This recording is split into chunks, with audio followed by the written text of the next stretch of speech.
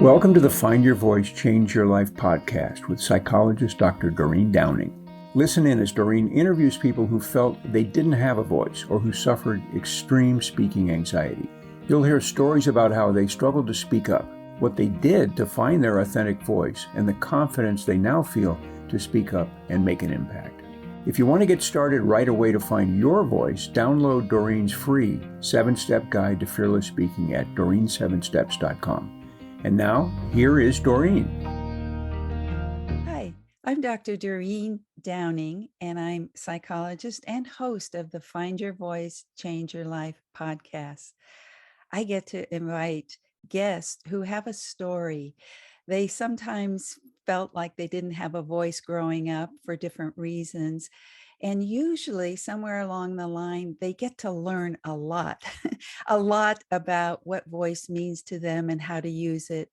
And today I get to interview Dr. Denny Coates, who is the author of several books for parents, including How Your Teen Can Grow a Smarter Brain, and another book, Connect with Your Kid.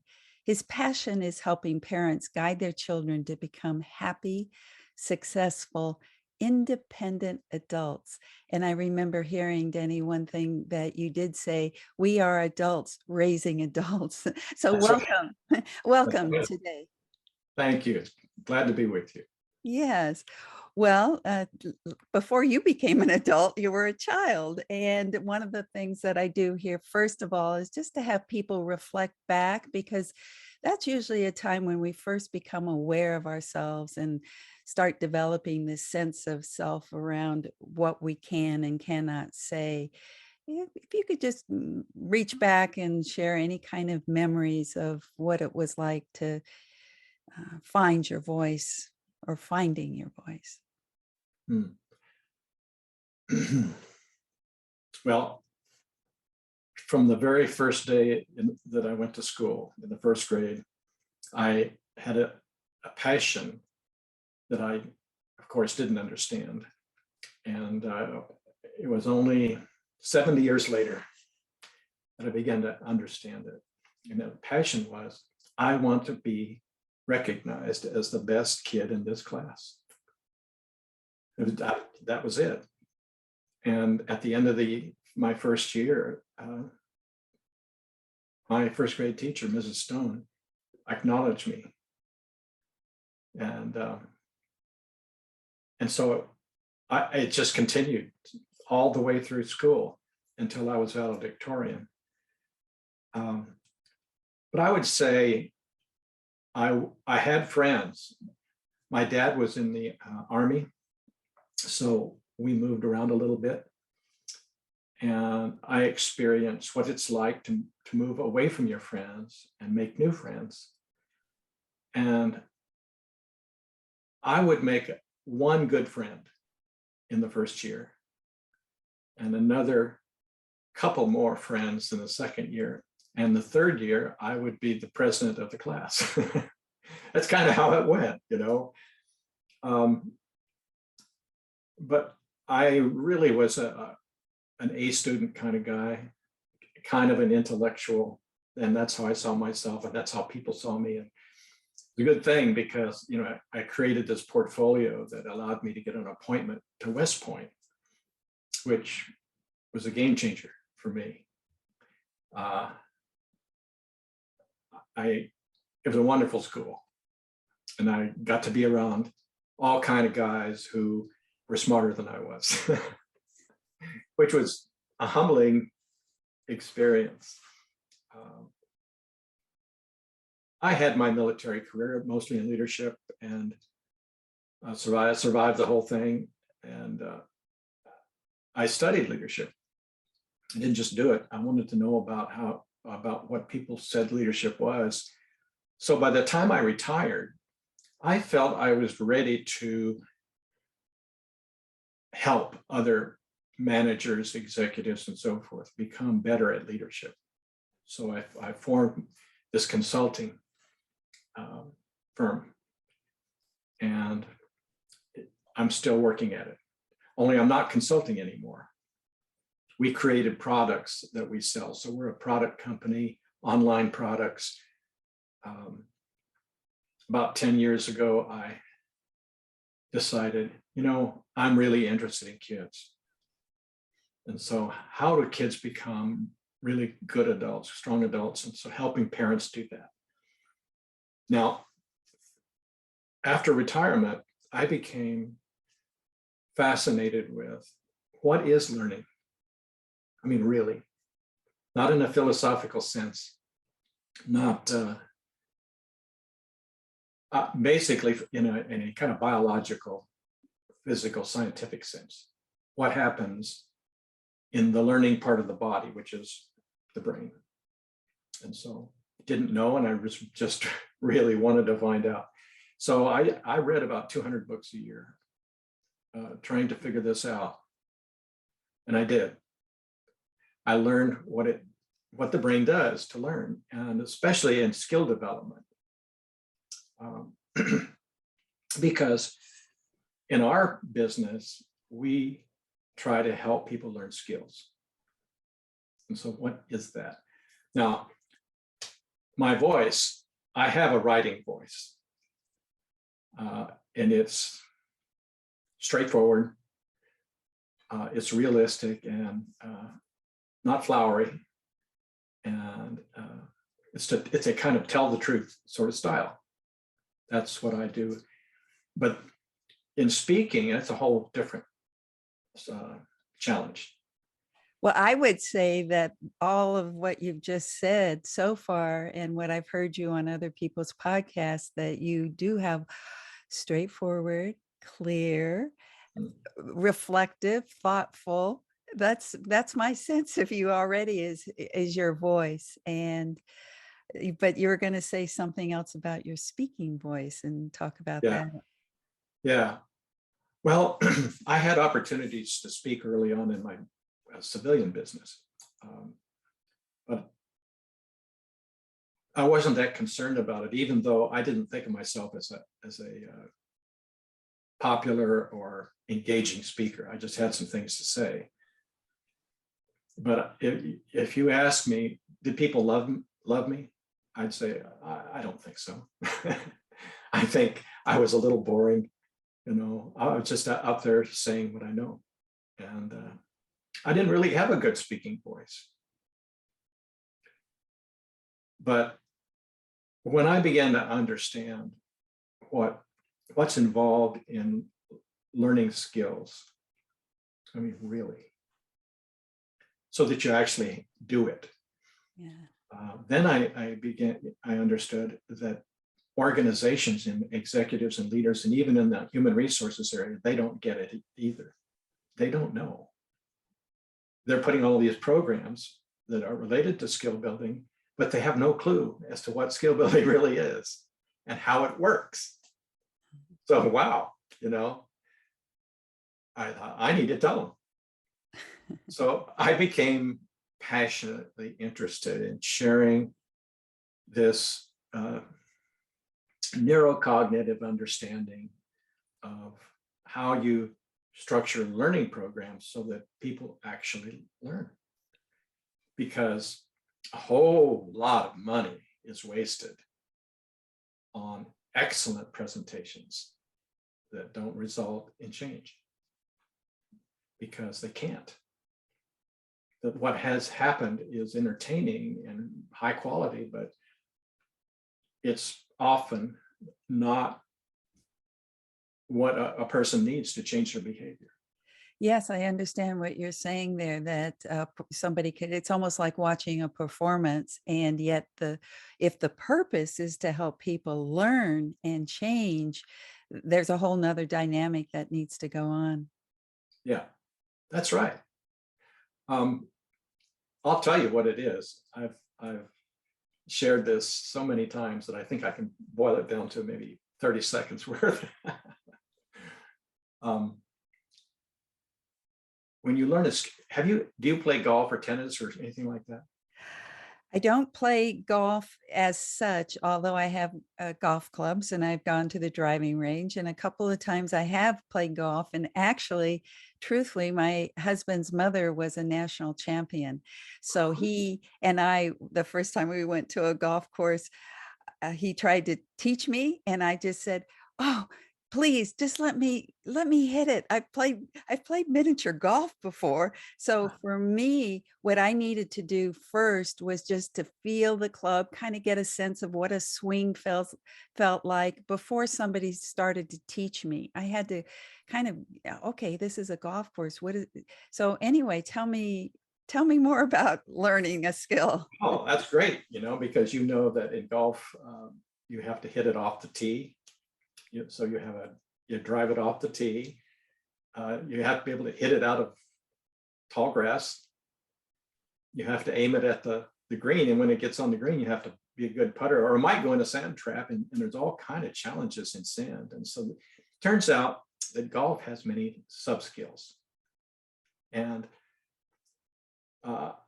when I was a kid, I loved playing golf. I was the captain of my golf team, and I would play golf every single day. I lived across the fence from a golf course, and sometimes I play 2 rounds in a day. In the winter, if it snowed, then I wouldn't play. You could get red golf balls or whatever, but I never did that. I read every book ever written about golf. But as I look back on it, that didn't help me learn golf. Mhm. What helped me was actually playing. Ah, yes. That, the more I played, the better I got at it. And here's why. It's because in the human brain, as you know, there are many different components of a brain, and they do different things for you. And they talk to each other through neurons, brain cells. And in a given action, you'll have this happen, this happen, this happen, and this happen, and then you execute. It all happens within a microsecond. Now, if you've never done it before, then you have to kind of force it to happen. You have to force this, force this, force this, and force this. And that slows it down, and it makes it awkward because you can't repeat it. So what happens is the more you do it, the brain cells, the fibers on the brain cells grow to each other to form a circuit, a real circuit. So the electrochemical impulses that go through the brain go through the circuit, and these connections insulate. And man, you have a super fast way of executing that circuit. Superconductivity. Yeah, it's really fast. And so when it's fast and it's reliable, it's comfortable. And when you get that level of comfort, you have mastered the skill, or you have achieved some mastery, but not until then. And it takes a lot of reps. So no matter whether you're an artist or you're doing sports or any kind of skill, even thinking skills, where you just sit there and do thinking, like problem solving or something, you are exercising a skill, and if you do it enough, you get good at it. But you got to do it enough. So being introduced to it in a classroom, I don't care how good the trainer is, I don't care how slick the visuals are or whatever, that's just the first step. You learn, wow, this way of listening could be good. Mhm. I like that. I like what he said. But you can't do it, because when it comes time to listen, you don't even realize it's time. When it comes time to listen, you're not in a good frame of mind to listen that way, and you don't have skill. So you have to make yourself do it over and over and over and over, and eventually the new way of listening will wire itself, and it becomes comfortable and automatic. And that's when you've got it. That's when you become a really good listener, because you've worked at it. Now, this is doing the work. This is ingraining a skill. And so I love to talk about it. And that's where I found my voice. I get excited talking about it. You can probably tell I get excited talking about this. Yeah. Because people, A, they don't get it. And B, it's really important.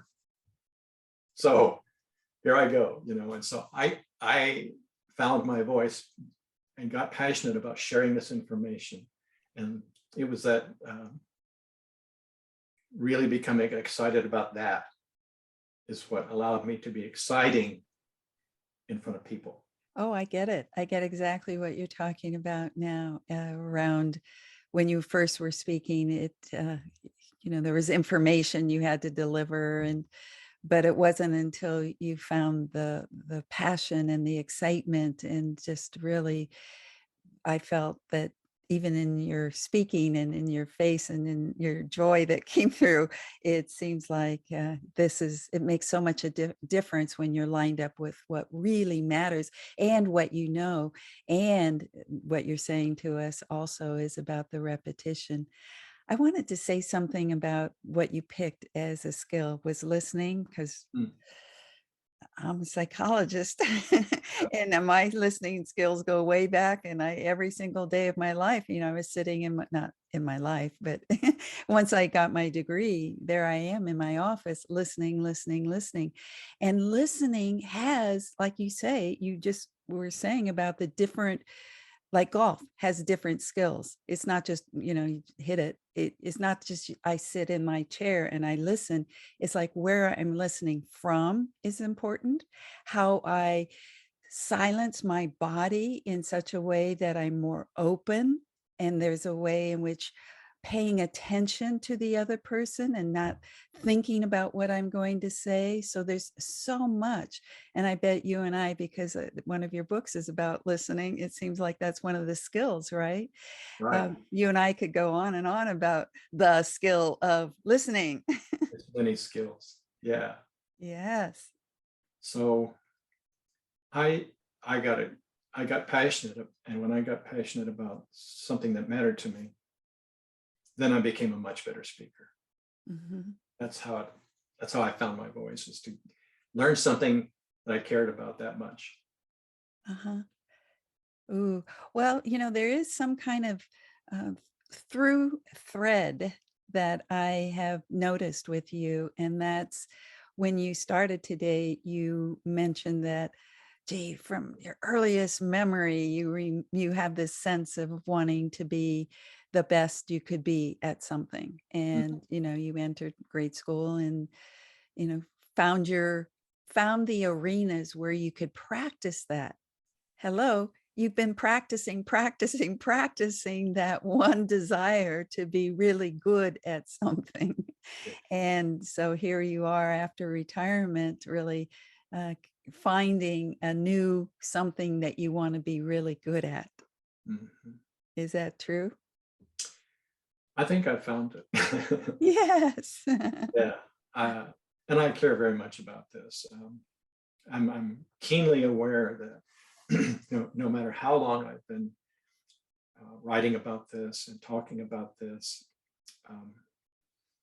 almost nobody gets it. Mhm.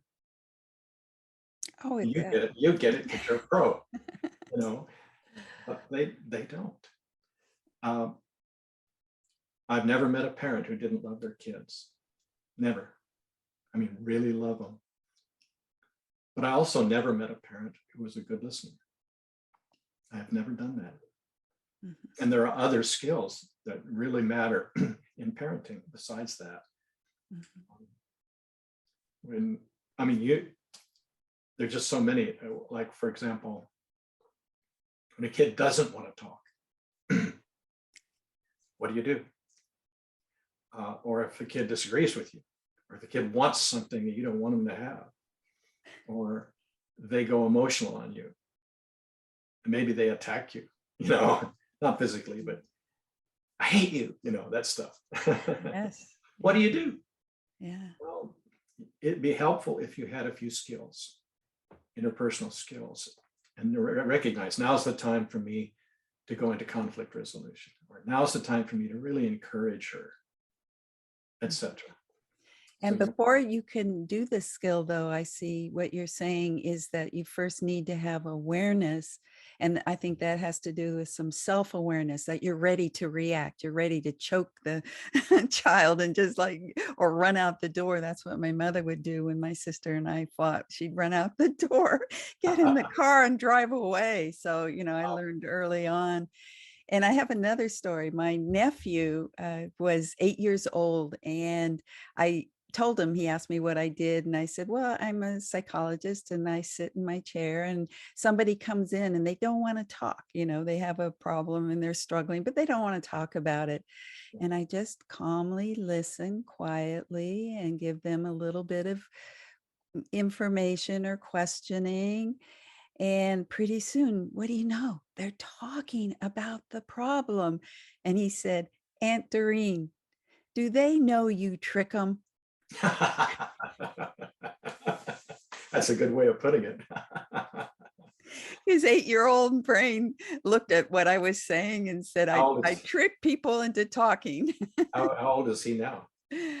Oh, he's a lawyer. He's a lawyer in Wilmington, North Carolina, and he's got 2 wonderful children of his own in his 40s. My 2 sons are in their 50s. Uh-huh. And we have a great relationship. When I was raising them, I didn't know any idea what I was doing. We didn't call it parenting in the 70s. Mm-hmm. Mm-hmm. It was raising kids. Raising, yeah. And that's why I like what you said about adults raising adults. It puts a different frame on what the heck we're doing when we're raising children, when we're growing children, when we're being there, and what we're calling parenting. Yeah. But we're teaching, we're guiding, there's so much. Yeah. Go on. That's right. I sometimes tell people, be the person you want your kids to be. Oh, beautiful. Yeah. Because they're watching you. Oh, yes. Where else are they going to learn this stuff? Yeah. So another is I did not know what I was doing when I was a dad, when I was raising my 2 sons. But my instinct was just be me and treat them like adults. Talk to them the way I would talk to an adult. I don't know why I decided to do that, but that's how I did it. It's probably the best thing I ever did. Following up on that instinct, what happened was they became their own little intellectuals. And they became fascinated with computers. That's when the first PCs came out. Mm-hmm. And so I got lucky again. It was Christmas. And I thought, I don't know what to give these boys for Christmas. So I thought, oh, well, I'll just give them this Commodore 64. I'll give each kid a Commodore 64 PC. It was the very, very first PC that came out. Well, it was a life-changing decision to do that, because when they traded the little software disks with their friends until they had seen every game that ever was there.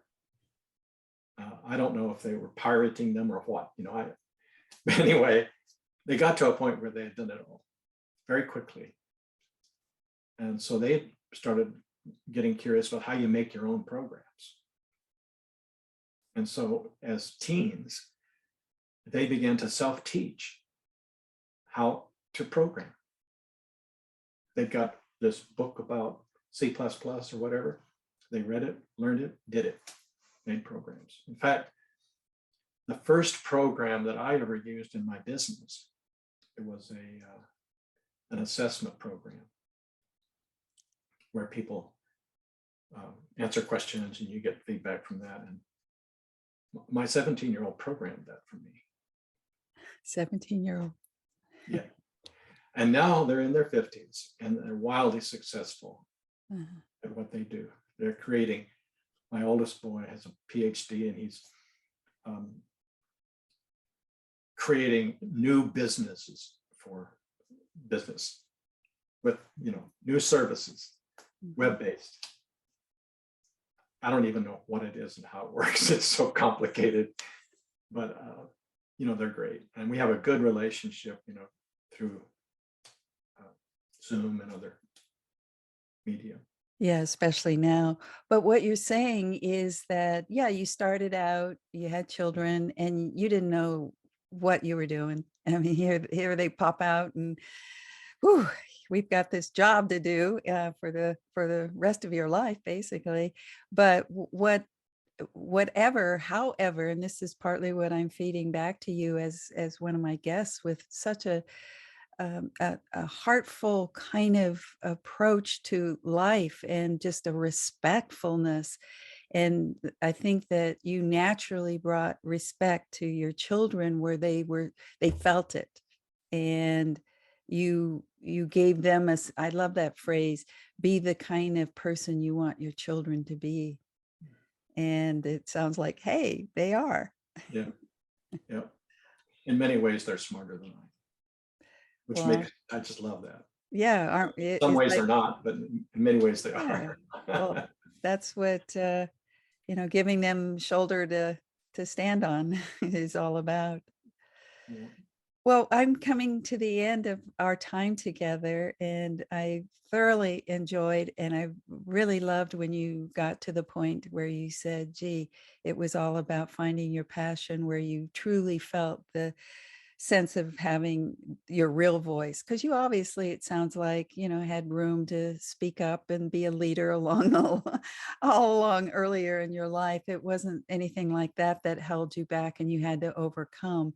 It was just when you stepped into the more, that was like the opportunity that was waiting for you, and you stood right in the middle of it and did your thing. Let me get to be the best at this. Yeah. Yeah. Have something to say. You do. You certainly have something to say. And thank you for offering what you have to say to my listeners today. And thanks for having me on your podcast, Doreen. It's been a real pleasure. Thank you for being with us today for this episode of Find Your Voice, Change Your Life. Each person Doreen interviews shares what has helped them find their voice. You can learn from these guests and find your voice so you can be confident to speak up and speak out. And remember to download Doreen's free 7-step guide to fearless speaking at doreen7steps.com. We hope you enjoyed the show and will return next time. Until then, goodbye for now.